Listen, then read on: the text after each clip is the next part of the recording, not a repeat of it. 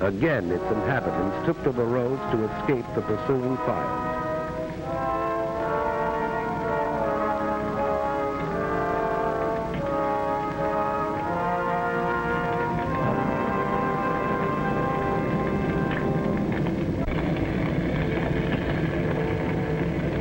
The cathedral crashed in flames. The invaders rolled on. Morning found the refugees still fleeing blindly. Reputable observers said these refugees were machine gunned from the air. There is no photographic evidence of this. And this is what they fled. The Nazi machine moved on, and after a day's destruction, paused only to sleep.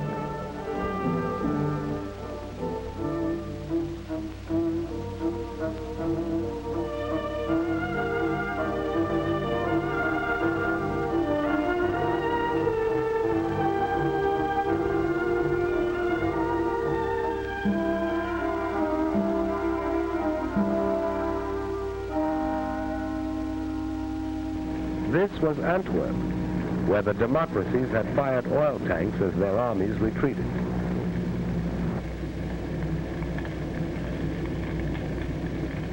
The improvised Allied defense collapsed.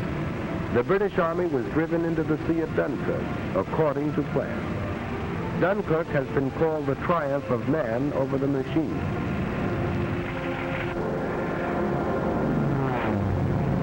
To challenge the Die Promise, Spitfires rose from British bases and fought for the domination of the air over the desolate beach, while ground forces continued a stubborn rear guard action.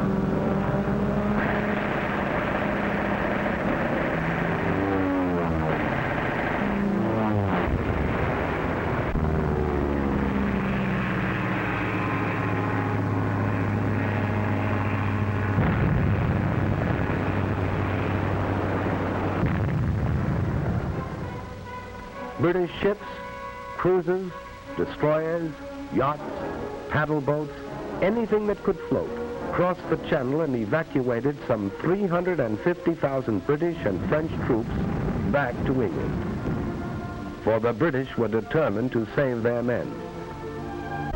Here in the wreckage was the story of the epic evacuation. Men walked into the sea and swam to their rescuers.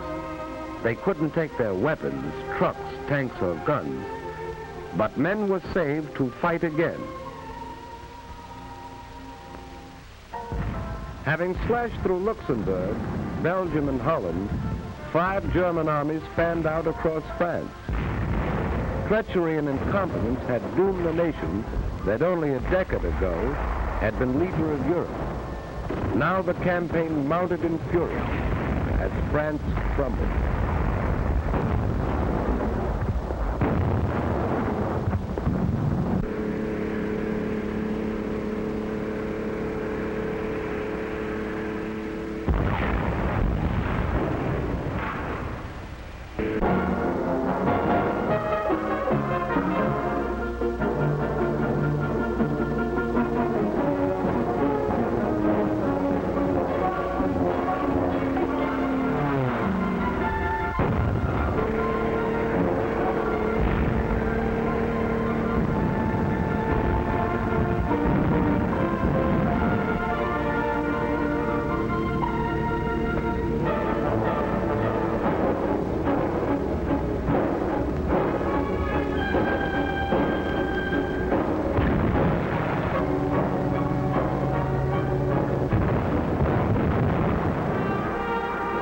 On June 10th, 4 days before France fell, Mussolini entered the war. He had waited until that moment to make his decision. And now the Nazis entered Paris. This had been the dream of the Kaiser in the last war. Hitler achieved it.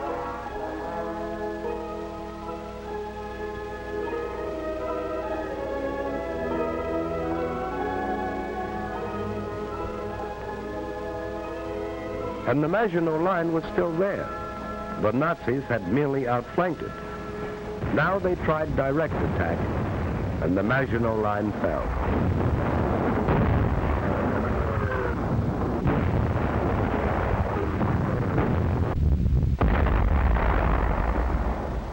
The First World War had ended officially in this railroad car, where Marshal Foch had received the delegates of the vanquished Germans. Hitler commandeered the car for what he believed was the end of the Second World War.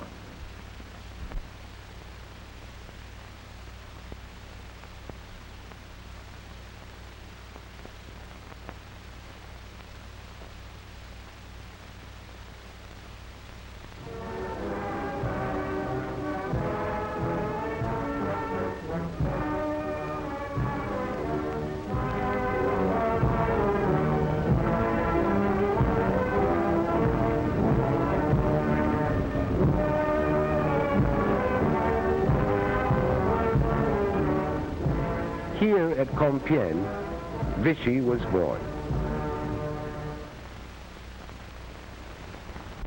Hitler was happy.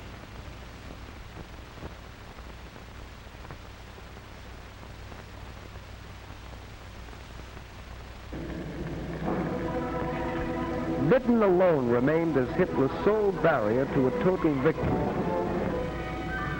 Nazi submarines, now berthed on the conquered coast, set out to starve the British people into submission. Nazi planes, now only a few minutes' flight from the English coast, set out to bomb the British people into submission. Britain hung on.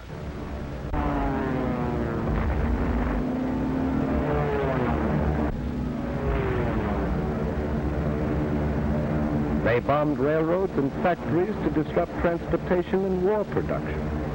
They bombed by day, and when the Royal Air Force smashed more than 180 of the bombers out of the sky in one session, they bombed by night. The face of London changed. Historic landmarks disappeared. Night after night, London was left a sea of fire.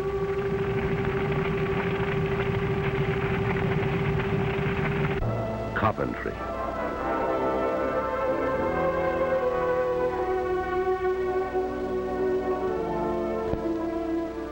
Air armadas appeared over these cities through the fall and winter of 1940 and well into the spring of 1941. Wreckage was cleared and production continued.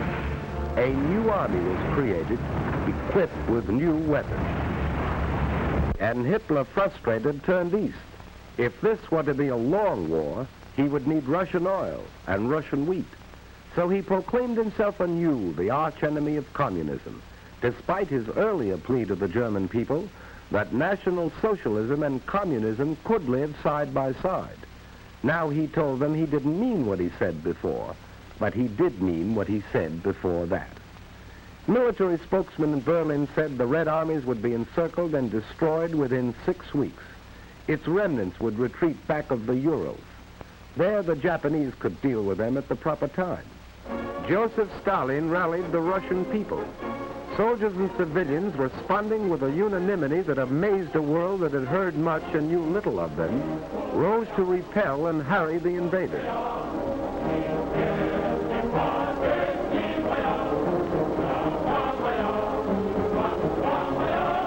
Working with whatever tools they could seize, working against time, men and women, old and young, carved these huge tank traps.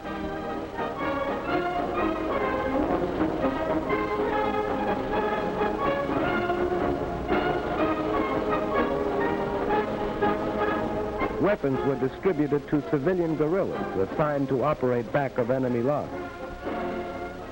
Anti-aircraft guns swung into place to battle Luftwaffe advance units.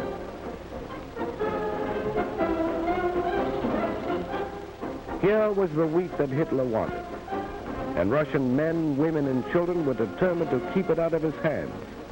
They would have neither food nor shelter. Factories worked day and night, for the Russians knew this was a war of machines.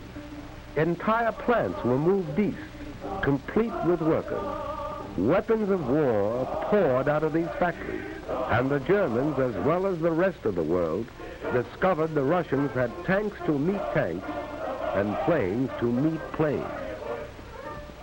The Russians retreated, but not without inflicting sizable casualties.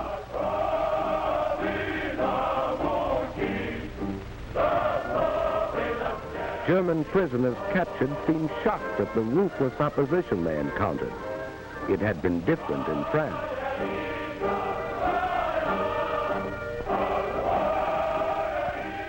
Winter found the Russian army still intact.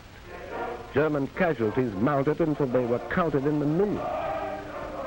Hitler's armies were not smashed in the winter campaign, but the Russians gained the initiative and held it. As the snows melted, Hitler was to meet new Russian armies and new machines as summer came to the 2,000-mile front.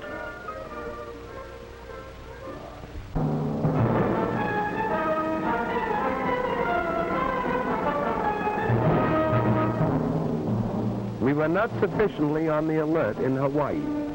The Japanese won a series of spectacular victories in the Pacific. Under General Douglas MacArthur, American and Filipino forces fought a fabulous delaying action in the Philippines. Manila was bombed, although it was declared an open city. Because of vast distances, it was impossible to send supplies or reinforcements, and Bataan fell, only when Americans and Filipinos had eaten their mules.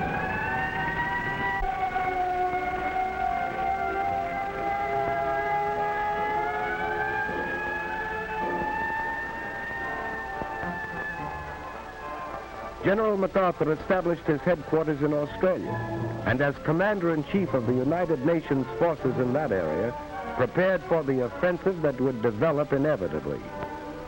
For despite setbacks, we had established a supply chain 6,000 miles across the Pacific that stretched to New Zealand. Like the other democracies, we were not prepared for total war. Fortunately, under the Lend-Lease Act of March 1941, we had set out to become the arsenal of the free and fighting nations. We were determined to supply them with our war goods, whether they could afford to pay or not. We were buying time. Time to convert the industries of peace into war. Time to make ships, merchant ships and warships. Time to make planes and more planes, bombers and fighters, faster, more powerful than any the world had ever seen. Time to make guns and more guns, shells and more shells, tanks and more tanks. Time to gather the huge strength which was ours, to pour the great riches of American earth into the cauldron of war. Iron, steel, oil, coal. Time to build a navy called upon to fight in both oceans and upon all the seas, to convoy men and weapons to Australia, to Britain, to the Middle East, to Russia. A navy that had already undertaken daring raids upon the Gilbert and Marshall Islands and braved Japanese waters, and had taken a heavy toll of the invading forces in the Makassar Straits, and had won the first battle in the Coral Sea. Time to expand a miniature professional army into a modern war machine. Time to take civilians gathered in a peacetime conscription while we were still debating, to mold them into soldiers, train them in the use of new weapons, new tactics. And we were buying time to weld the home front and the fighting front into one. For this was total war, and we realized victories were born in the production line. We needed more ships, more planes, more tanks, more guns, more shells. We were not fighting alone. 9 of the Pan-American neighbors severed diplomatic relations with the Axis. Colombia, Bolivia, Brazil, Ecuador, Mexico, Paraguay, Peru, Uruguay, and Venezuela. At this time, the issue is clearly drawn. There can be no peace until Hitlerism and its monstrous parasites are utterly obliterated, and until 9 of the Pan-American nations declared war upon the aggressors. Cuba, Costa Rica, the Dominican Republic, El Salvador, Guatemala, Haiti, Honduras, Nicaragua, and Panama. Mexico joined these nations in June 1942. We were not fighting alone. Even in the conquered countries, the will to fight survived. Dutch, Belgians, Yugoslavs, Greeks, Czechs, Filipinos, Poles, Norwegians, free Frenchmen, all fought with us on the far-flung battlefield. Australians, New Zealanders, South Africans, Canadians. We were not fighting alone in this war of the people seeking a world without war for their children.